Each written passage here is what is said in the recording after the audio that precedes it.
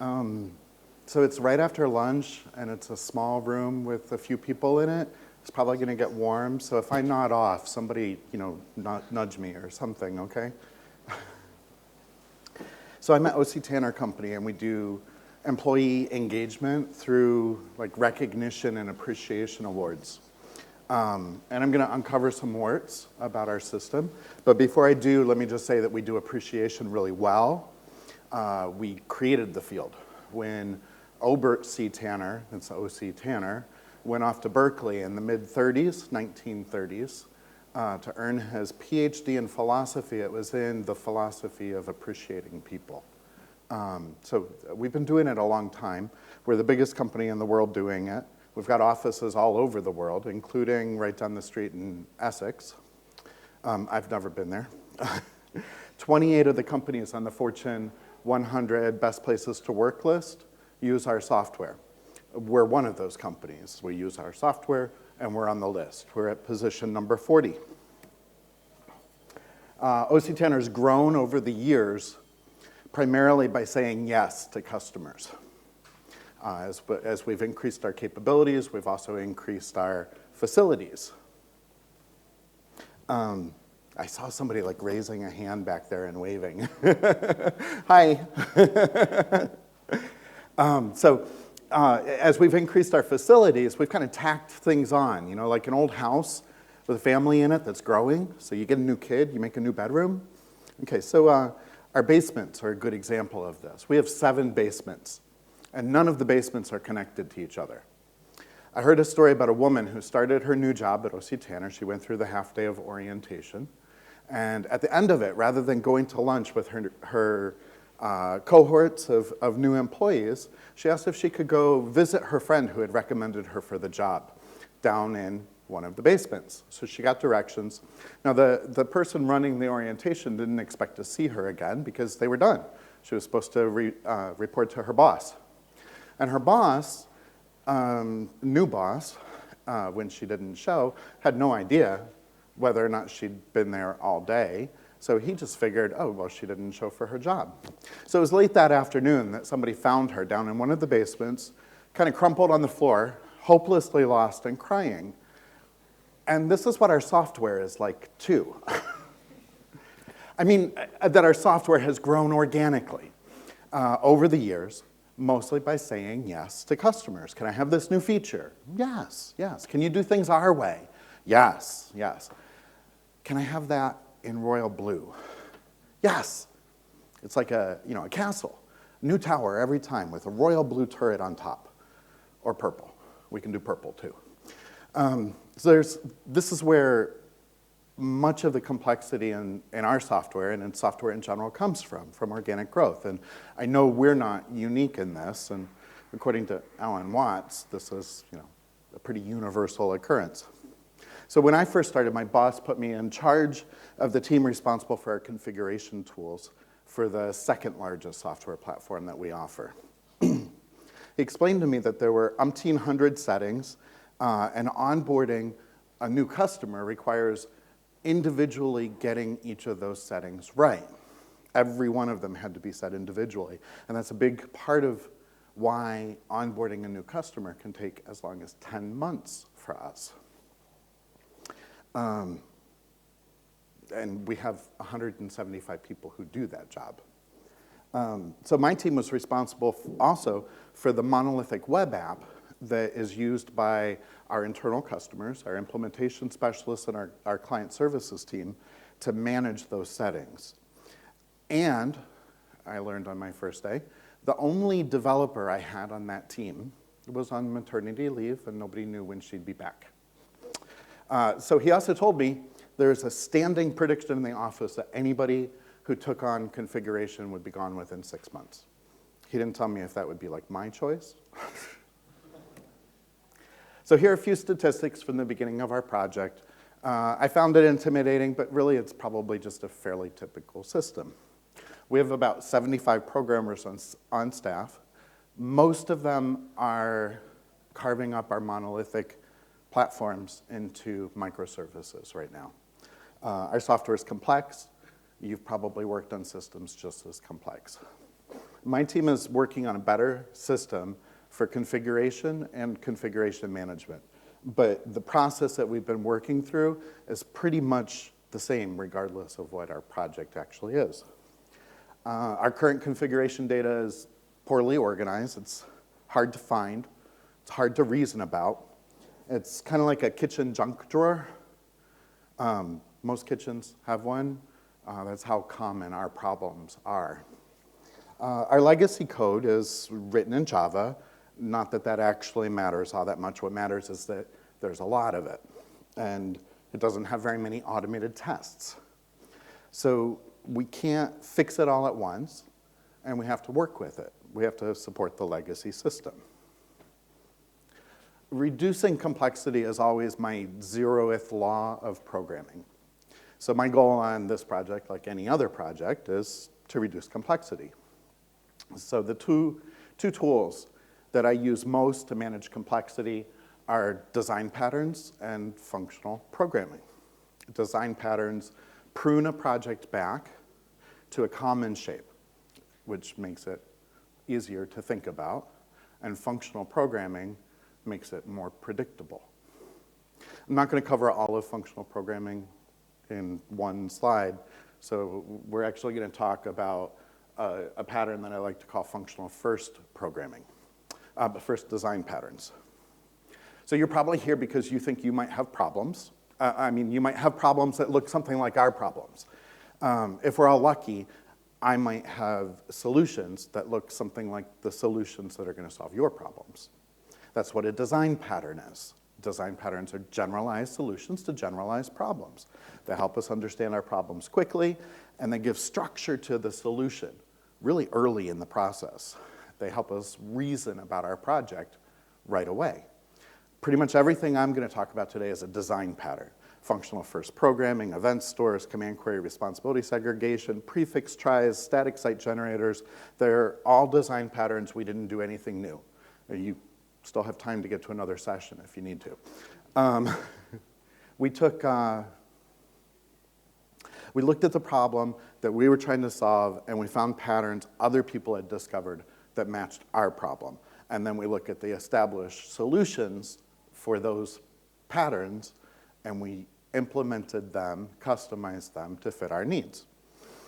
One of the really neat things about design patterns is that they bring win with them. If I'd sat down to create goals for this project without having a design pattern in mind, I would have come up with a pretty good list. But the patterns we chose strongly informed the design goals for our entire project. And we got things out of that we wouldn't have known to ask for. And of course, not only, by the time we got those, we knew we could have them, then we weren't going to let them go. They were too good. So choosing the right patterns not only helped us solve the problem, they raised the bar on what we could expect from our solutions. Okay, so I stole the term functional first programming from Don Syme. I didn't ask him, and I never actually checked to see if I'm using it the way he intended. If I am, it's only because he named it really well, because I heard the term, and I thought, oh, that's what I'm trying to do. So I may owe him an apology. I probably owe him an apology. My version of functional first programming goes like this. First, code everything that's possible to do without side effects, and then code the side effects. The first part should be purely functional. It should be easy to test, easy to reason about, and maybe even provably correct. The second part is just side effects, which probably means that it depends on I/O libraries that someone else has written and tested. There's a good chance you won't even need to unit test your side effect code, which is good because we hate writing mocks, right? Plus, your interfaces to the outside world, to your databases, to your web interface, these are all strictly modular and really, really thin. So changing an interface or changing a database is a very concise process. You can do functional first programming in any programming language, even object-oriented programming languages. Gary Bernhardt has a really good talk on that. I think he calls it imperative shell functional core. But I think using a functional programming language makes it easier. I like mostly pure functional programming languages. A powerful language like C or C++ or Java might let you do all sorts of amazing manipulations inside of a computer. A flexible language like Ruby or Python or, I don't know, JavaScript is a great example, might give you a lot of choice in how you solve a problem. And those languages have their place, but for managing complexity, I really prefer a strict, opinionated, constrained language. Power and flexibility lead to increased complexity. It turns out choosing a language is a lot like choosing a design pattern. The languages we use change the way we think about problems. The languages we use change the way we think. My team could have solved our configuration issues using only Java, and it would have been acceptable. But choosing an actor-based concurrent programming language created opportunities for us that we wouldn't have gotten with just Java. When we started, I thought we were building a specialized configuration service. It actually took me a month to see we were actually building a pretty generic NoSQL database, just a key value store. When I finally realized this, I went to my CTO and asked him why he approved the project. If I'd realized it sooner, I'm sure I would have dropped it. I would have dropped the project and tried to figure out how to do it with, an off-the-shelf NoSQL database. And the jury's still out on whether that would have been a better move. But by the time we realized what we were doing, we already had some design goals that we knew that we couldn't meet with any off-the-shelf database. So we kept going. So our data structures is basically a trie, which is actually called a tree because it comes from the word retrieval. But I prefer to call it a trie to distinguish it from the word tree that comes from the word for a big woody plant. Tries help you find things quickly and store things compactly by building a tree that shares prefixes. In our case, nodes could represent a dotted notation key. We map each of the nodes in the trie to an Elixir process or an actor and give it responsibility for processing events regarding its state, persisting new events and sharing new events across the cluster. Our old system doesn't have the concept of default settings. Every new customer needs to have every configuration setting established by an implementation specialist. With our new system, we wanted to get most of our settings from a book of defaults and only get involved when the default wasn't what the customer needed. And this is where our book metaphor comes in handy. We have books for system-wide settings. We have books with the default settings for various option packages. Our customer, the big customer, the enterprise, they have their own book. Their profit division might have their own book. Their users can each have their own book. And composing data is kind of like stacking those books. The book closest to the top that has the data you're looking for is the data you use. Okay, so you can just kind of compose the data down through the books with the higher book having priority. So we have this special situation, though. Although many of our customers can just use the default settings that we have at any given time, some of them have to go through a change review process. So we can't willy-nilly update a default book and then distribute it to all of our customers. So until they approve a new configuration in our system by going through their engineering change request, we can't push it to them. So we need to maintain previous versions of books too.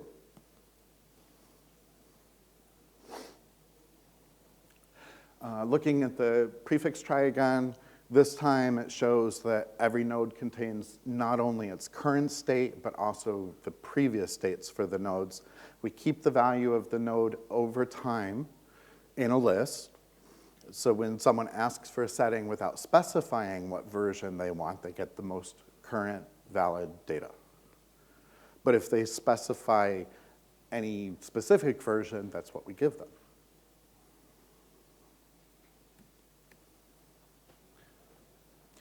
Under the old system, when a developer needed to create a new configuration setting, he or she would create a row or maybe a table in the database and store the data there. Documentation typically sucked. The name of the table, the name of the column, and whatever code you can find for it. And if you, as a developer, needed to interact with that setting, those were the clues you had to figure it out from. Unless you could go find, the developer, at least the team that made it. In our new system, when a developer creates a setting, they store alongside it any information that's needed to find, understand, change, and validate that setting. So our system contains not just data, but metadata.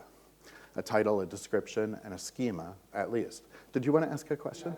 Yeah, okay. I think so, yeah. The previous slide that you had, that looks a lot like what we see in books about functional data stuff, immutable data stuff. There's a reason for that. I guess my question was immutability, or the kind of immutability that you get with immutable functional data structures also one of your goals? Yes. Or did it just happen to be there? It was a choice we made up front, that's a pattern that we wanted to work with. And we'll get into it.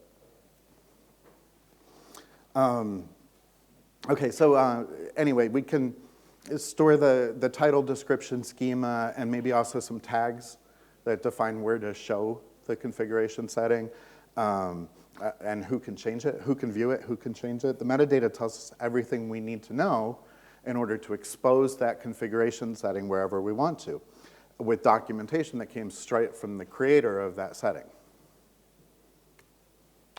Our try structure holds metadata in each node, and when we query the configuration service, we can request the data, or we can request the data and metadata. Either way, as it traverses the try, it picks up the metadata and composes it with metadata along the way. So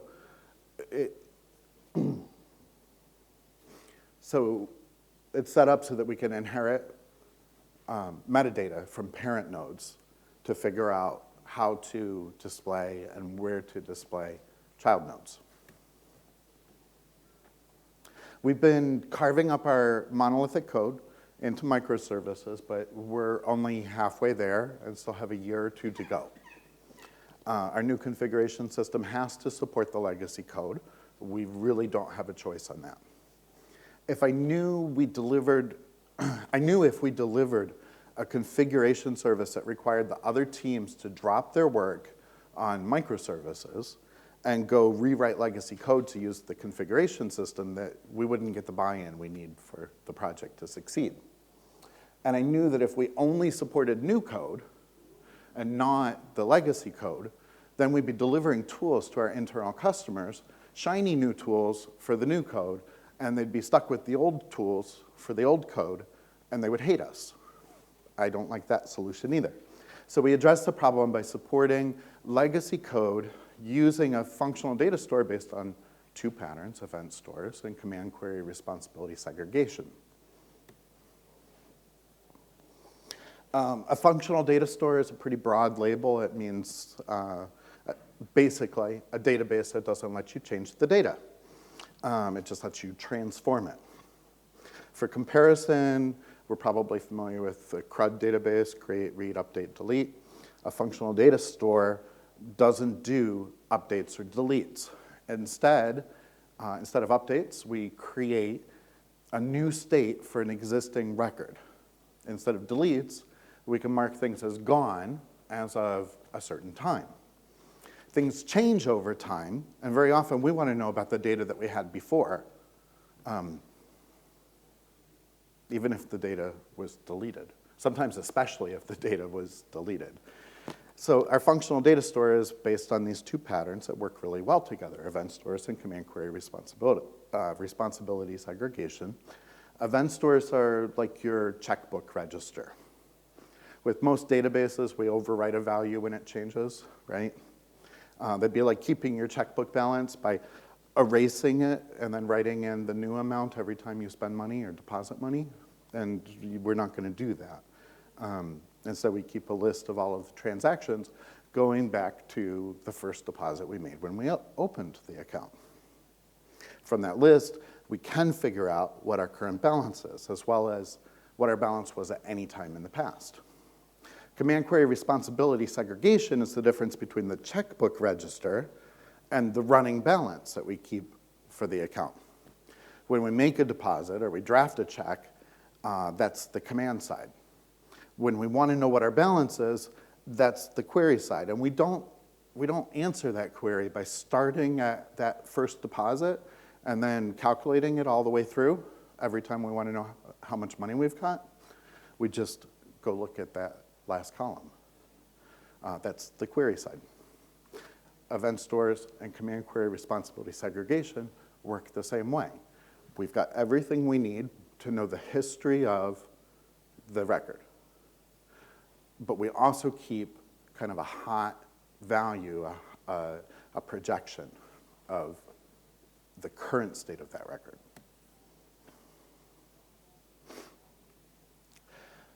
We built our configuration system with these patterns because of the design wins that we got that we didn't even know that we needed when we first started.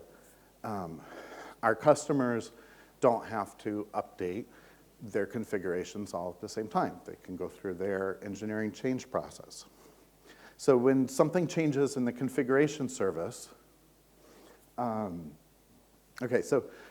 because of the command query responsibility segregation, if something changes in our configuration service, we also have to get it into Oracle so that the legacy code can see it.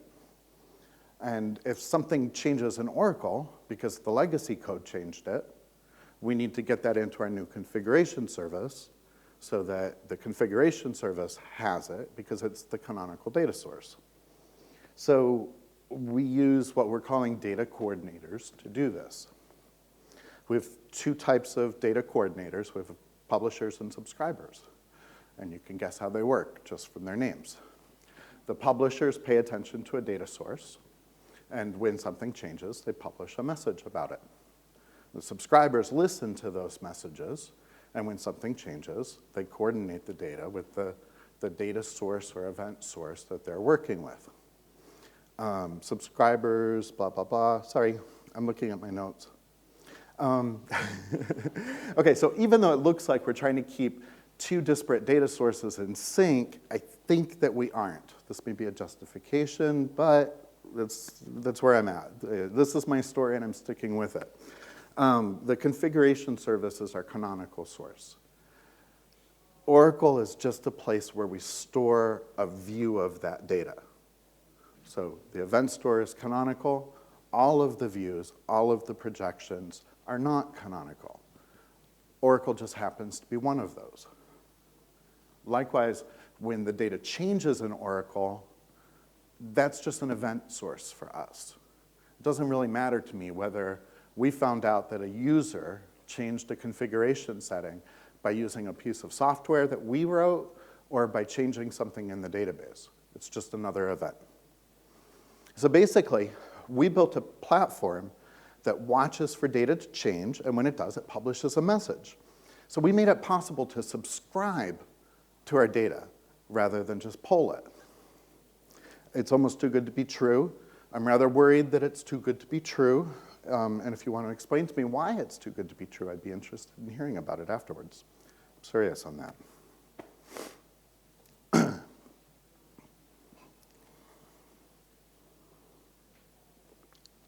So our work on this project covers configuration and configuration management end to end. So we're not building just a configuration service, we're also building the tools to manage that service. Our current configuration management tool is this web app that exposes all of the settings possible for any given customer, basically in one long list. But we don't want that. We want our internal customers to have a bunch of small tools that support their workflow. Right now, they have one big tool that they design their workflows around. We want them to be able to design their own tools and bring them to us to build.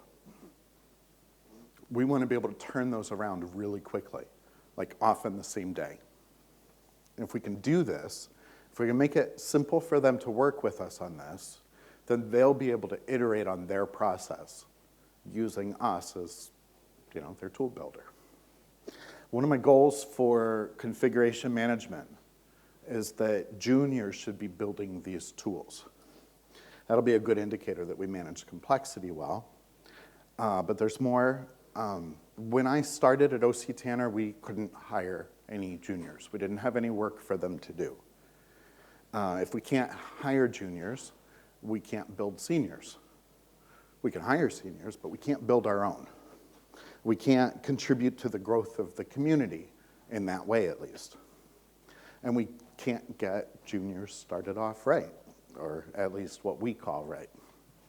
And OC Tanner is a really good company, and we really care about people a lot. I mean, that's what we do. That's what we help other companies do, and that's, why I work there. It's amazing.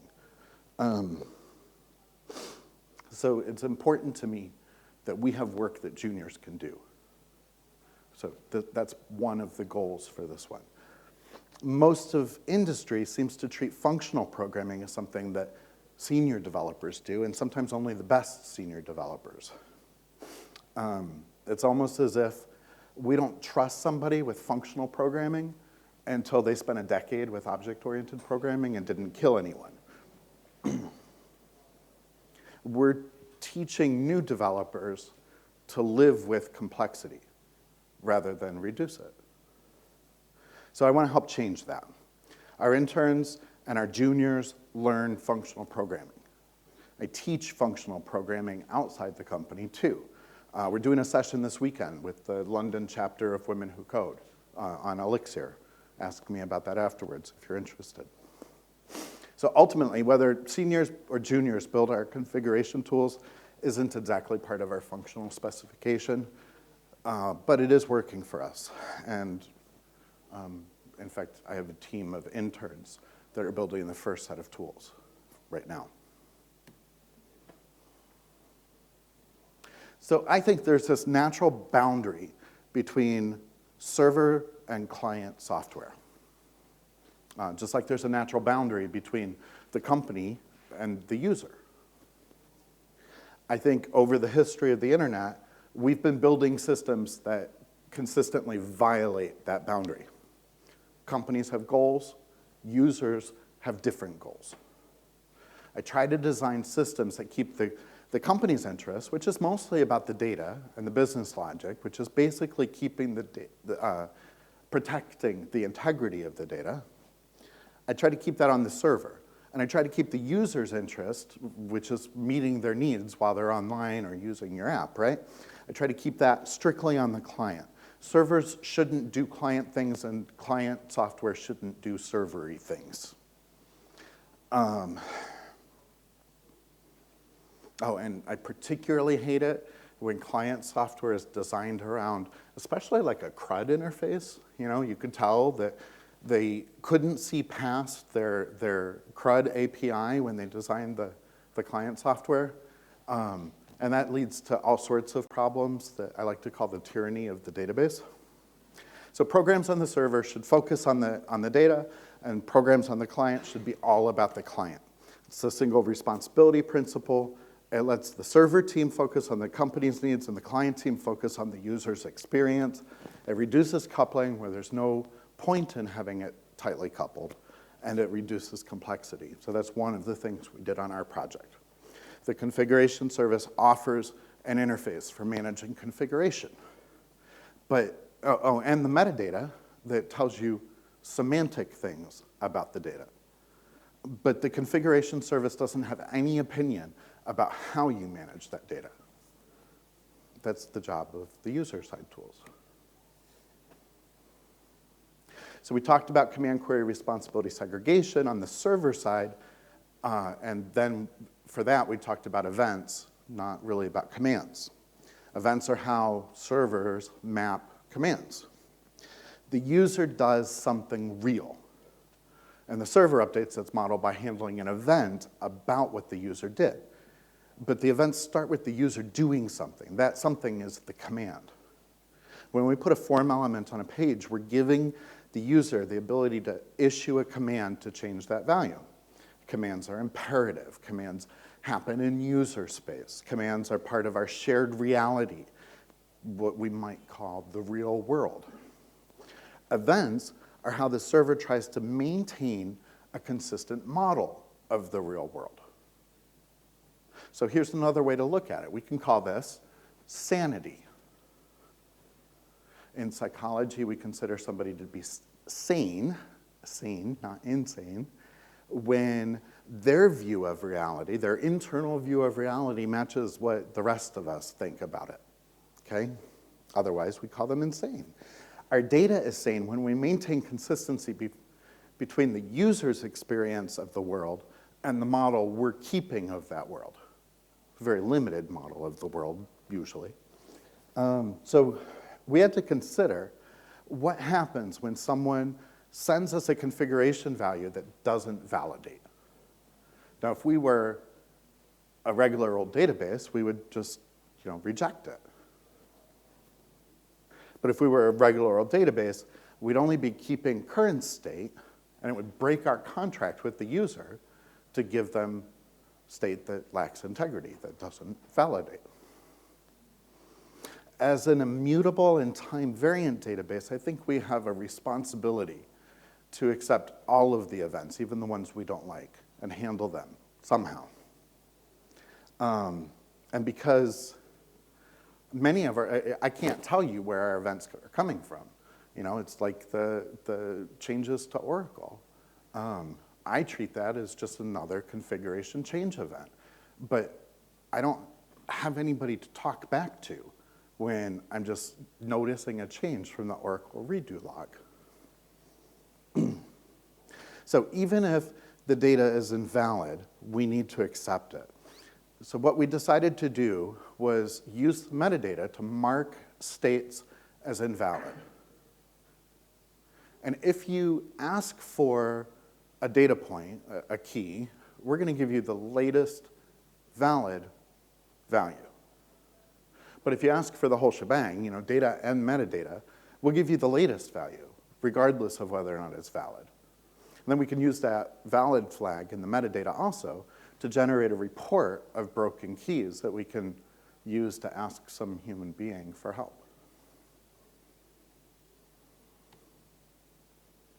So we created this slick functional system for building configuration management tools, and it's really bone simple to use. One of our design goals was for a single point of specification, right? When a developer creates a new configuration setting, we want them to tell us all about that setting. What it's called, how it's used, who can use it, how to tell if it's valid. All of this information is stored in the metadata for a key, which means that each key can tell us everything we need to know about how to manage that key. Metadata is the basis for our configuration management tools too. Because the metadata tells us so much about the data, we can use it to automatically render a form element for changing that data. If we want to expose a setting in a configuration management screen, we simply insert one line of JavaScript and pass it an argument that's the key for that data. It goes to the server, gets the metadata, renders the form, handles changes. It doesn't matter what kind of configuration management tool it is either. We can use that in our internal tools, our implementation tools, our client-side administration tools, even like user profiles. So right now, the main tool that our implementation specialists and customer service team uses is that big app with all of the settings. They designed their workflows around that app. That's backwards. Our tools should be designed around their tasks, around their workflows. So that's what we're working towards. So we built this stack that builds tools and manages collections of tools. Each tool is defined by a markdown file. Markdown, it's like a markup file, but cleverly named. So each tool is defined by a markdown file, and then where it is in the source tree for the project determines where it is in the navigation, including like symbolic links if you wanted to show up in multiple places.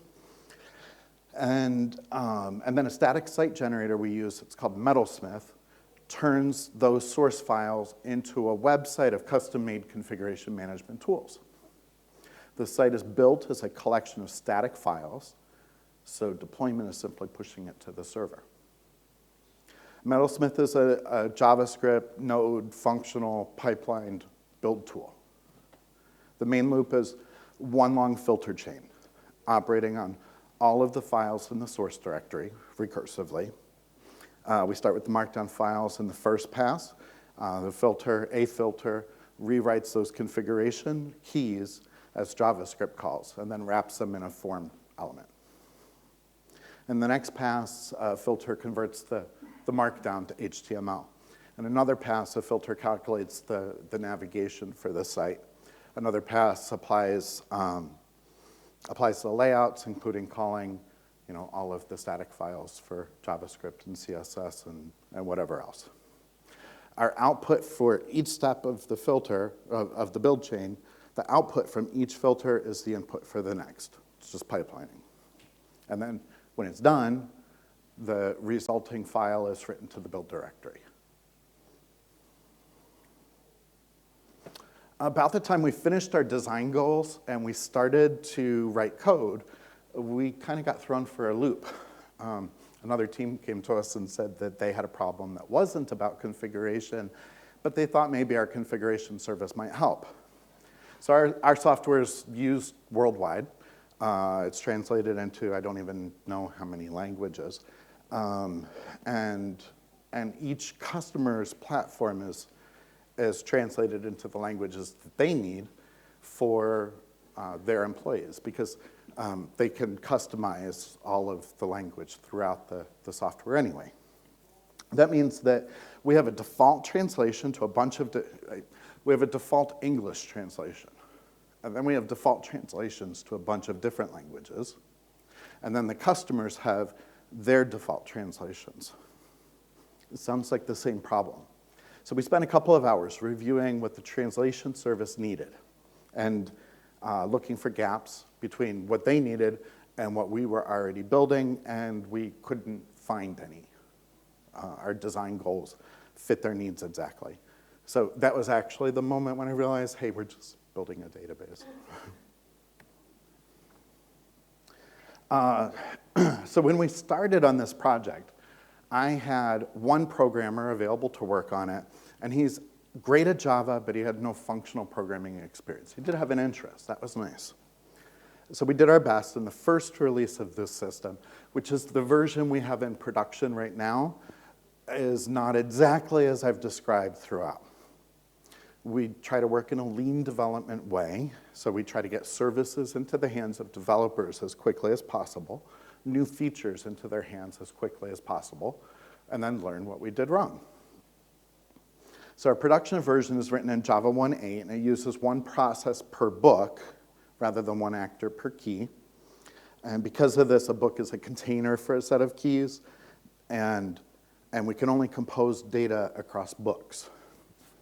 Also, books maintain their own projections or views and their own event stores. And it doesn't scale well. So we quickly started identifying problems with it that we expected to have. Might be a bias thing too. So our development version, our current development version is being written in Elixir. And in that one, there's no difference between a book and a key. A book is just a key, so any key can be a book. Compositions can happen at any level. Each key is an Erlang process, maintains its own state across time, and includes the metadata and either the data or a link to a child node in each version across time. Each key manages its own event store, basically, and manages communication with to synchronize across the cluster. In both versions, clients interact with the services using messages sent to RabbitMQ. So we just hook into a RabbitMQ channel. This service also publishes changes to the data to a message queue so that events can be stored across multiple machines in the cluster, multiple clusters distributed globally, and coordinated with the data coordinators for Oracle, for our legacy code. So that's it. That's the system end-to-end from the functional data store with an immutable time variant data to a pipeline static site generator that builds the management tools. We're in the process of moving configurations onto the service now, and we're learning from our users and their patterns of use. We have permission to open source the project, and we will after we prove that it works, better than we have so far. We haven't really done anything novel. We just combined established patterns in a way that fit our problems. We got some surprising results from that too, things that we wouldn't have asked for if we weren't already looking at the pattern that offered it. And like I said, once we knew we could get it, we were sure we had to have it. We weren't letting go. So that's how we ended up getting a lot of cool things that we didn't even know that we needed. And we also got a lot of reduced complexity from doing it this way. The project's fixing problems with how our configuration is managed. That's proven. But we haven't done anything about consistency problems within our configurations. So we've got this great new tool for writing buggy configurations that are impossible to reason about. So moving forward, we'll probably work in a way to make declarative statements about relationships between different configuration settings, probably using like a dependent type system. But of course, that would be a different talk. Thanks.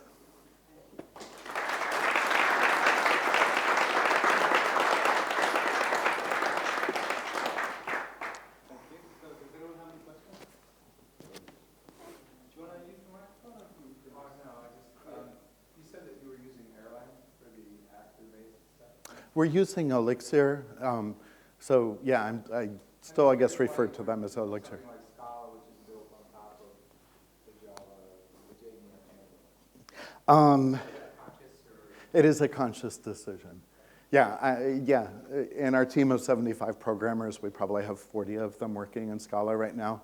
But none of them are on my team because I'm a rebel and a maverick and don't play well with others.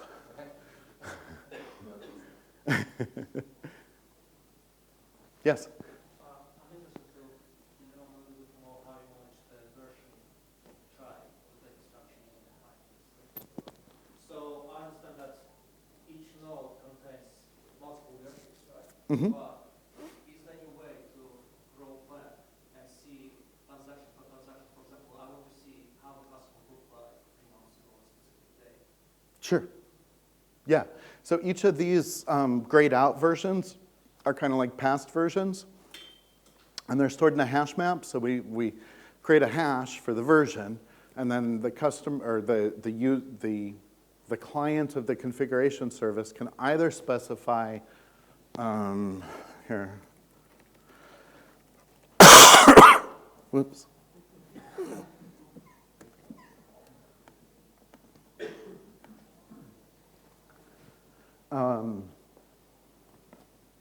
Yeah, you can either specify like just the dotted key notation and get the current version of that lens into the book. But this is the version of the old type or the version of the node in the instruction.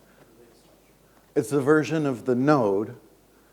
So from that point down, the value, the state of that node and its children across time. So this tree, what if the nodes in a tree change over time and some point of configuration is only reachable through the past? like, you know, if you've got A, B, C, and someone removes B, then how do you reach C? There's a version of A that was connected to B. And there's a So you have to go to version- that version of A to get to B, and then you can go from there to any version of its children.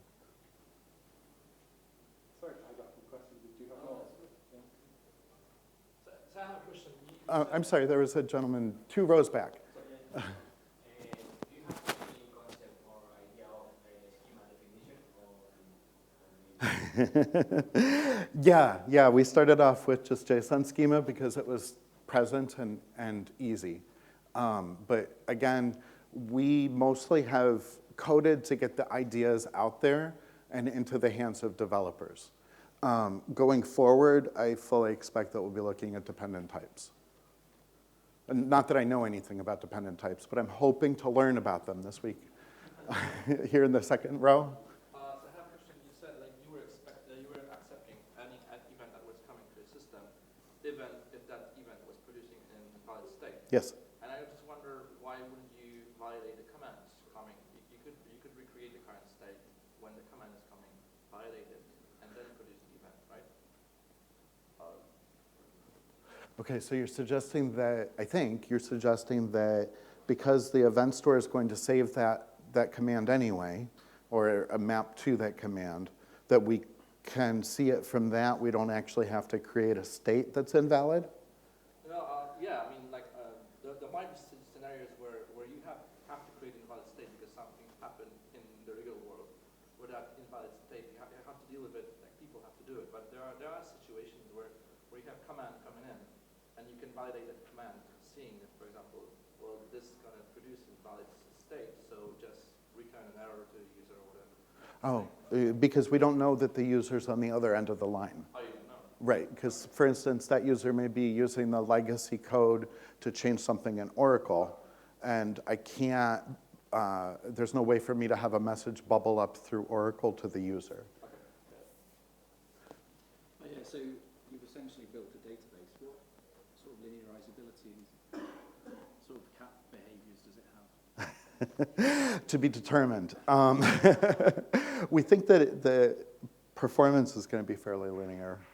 It definitely is designed to scale horizontally. So for instance, in the node view, we only populate the view when somebody requests the key on that server. And then our routing algorithm that we're working out still is going to try to help maintain affinity for a query to a server that already has that key. It's kind of a natural sharding, if it works. We'll see. So from that, then, really, it should distribute very well over a cluster. And we should get fairly linear performance out of that. We're replicating the event store across the cluster, too. So we had to work out like how you do that if you're not actually forming the whole tree until somebody asks for it. But we've got an algorithm working for that. And as far as the cap theorem goes, I think it's going to be tunable much like you'd see in React. In the back? I'm interested to hear what your thoughts on the type thing. Are you on the dependent type thing? Are you those doing a couple of the next year? My thoughts on dependent types are that my developer, who's doing a lot of the work on this right now, and he's currently the project lead, said, Rob, I think we need dependent types. While you're in London, you should learn something. And quite honestly, I feel relatively weak in both category theory and type theory, and dependent types I'm very much looking forward to learning more about so that I can talk with Michael and understand them. Any other questions? I think we're probably about out of time. Yes? If understood correctly, the state is kept, let's say, in a process. So the state is ephemeral, not persistent. And if I understand correctly, it's not replicated. Is persistence replication in roadmap somehow? Is it a problem somehow? In the roadmap, I mean, if the node goes, if Yeah. the number of information increases, Uh-huh. how do you handle that? Probably have Something like that. You will move information to disk maybe, rather than putting it in memory? Yeah, so we persist events. Right now, we persist events, not states. The states are ephemeral. They're just a view of the current state of the data. The event is the canonical data store. And that's just pluggable. So like right now, we just store it to a local hard drive on each node. But down the road, we'll probably try to get better conflict resolution and such, either by doing like CRDTs or maybe just writing them to Cassandra. I don't know.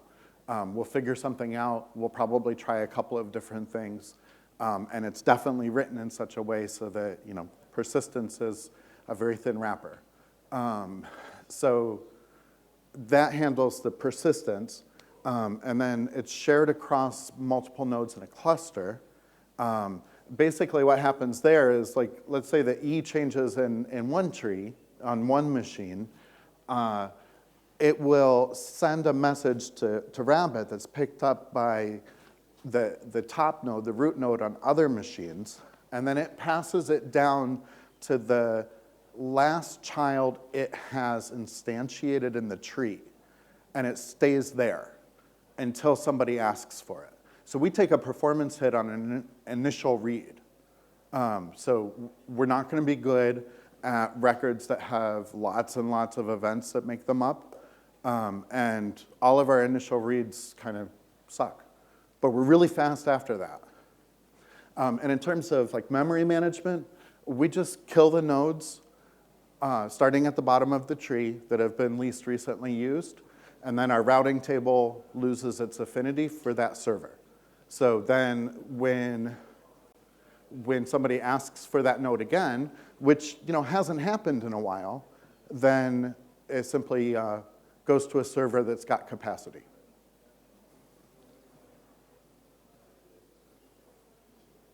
Any other questions? It's noisy out there. I think they're calling us. Thank you.